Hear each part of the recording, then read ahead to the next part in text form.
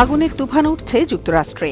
অগ্নিতরঙ্গে ঢেউয়ে ঢেউয়ে তলিয়ে যাচ্ছে একের পর এক এলাকা। সর্পিল আগুনের পেটের গহ্বরে হারিয়ে যাচ্ছে বনভূমি আর ঘরবাড়ি।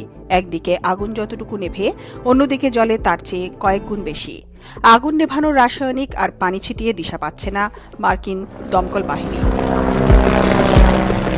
বাধ্য হয়ে ঘরবাড়ি আর সহায় সম্পত্তি ছেড়ে পালাচ্ছে ক্যালিফোর্নিয়ার দক্ষিণাঞ্চলের বাসিন্দারা।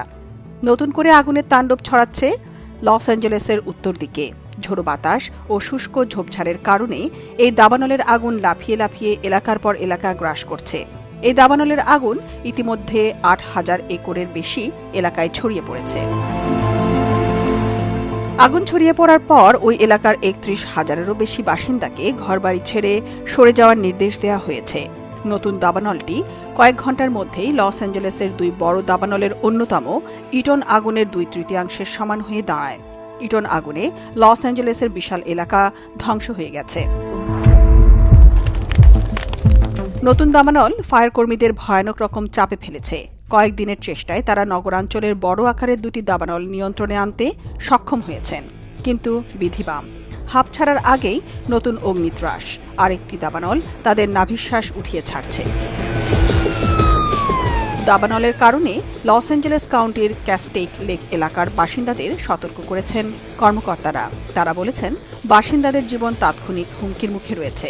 California Department of Forestry and Fire Protection Cal Fire জানিয়েছে, হিউজ দাবানলের আগুনকে নিয়ন্ত্রণে আনতে ৪,০০০-এরও বেশি দমকল কর্মী কাজ করছেন। দক্ষিণ ক্যালিফোর্নিয়ায় গত ৯ মাসে তেমন কোনো বৃষ্টি না হয় এই বিপজ্জনক পরিস্থিতি তৈরি হয়েছে। তবে শনিবার থেকে সোমবারের মধ্যে কিছু বৃষ্টিপাতের পূর্বাভাস রয়েছে, যা দমকল কর্মীদের প্রয়োজনীয় সহায়তা প্রদান করতে পারে। ক্যাল ফায়ার জানিয়েছে, ৭ জানুয়ারি থেকে লস অ্যাঞ্জেলেসকে ছাড়খাড় করে দেয়া দুই প্রাণঘাতী দাবানল প্রায় নিয়ন্ত্রণে আসার পর নতুন দাবানল তাণ্ডব শুরু করেছে। লস অ্যাঞ্জেলেসের পূর্ব দিকের ইটন আগুন ৫৭ বর্গ কিলোমিটার এলাকা পুড়িয়ে দেওয়ার পর দাবানলটির ৯১% নিয়ন্ত্রণে আনা সম্ভব হয়েছে।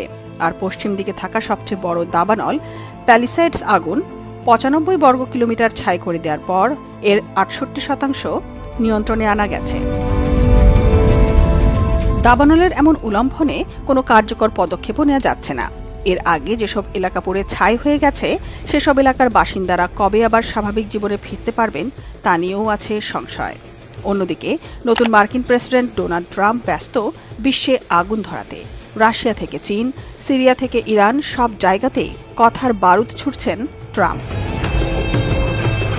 স্থানীয় বাসিন্দাদের অভিযোগ, লোকাল প্রশাসন যেমন তাদের কোনো কার্যকর সহায়তা দিচ্ছে না, তেমন এই দুর্দিনে তারা কেন্দ্রীয় সরকারের সহায়তাও পাচ্ছেন না।